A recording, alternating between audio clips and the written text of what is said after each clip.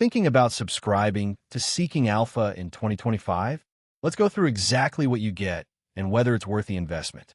First, Seeking Alpha is known for its in-depth market analysis, stock research, and community insights.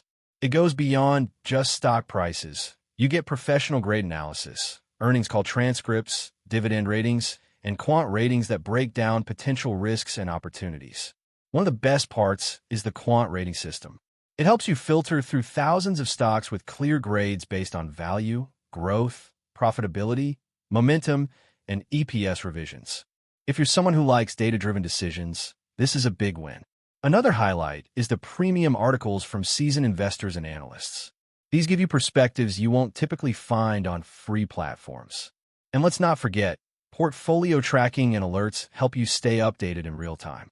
However, it's not all perfect. The biggest downside? The subscription price can feel steep, especially for casual investors.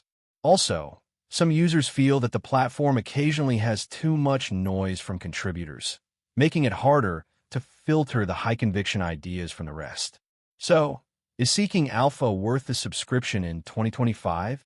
If you're an active investor looking for deep analysis, reliable data, and portfolio tools, yes, it's a strong contender.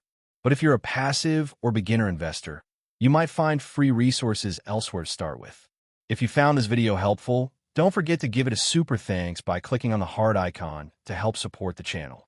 And of course, hit that subscribe button so you don't miss out on our next deep dive. See you in next one.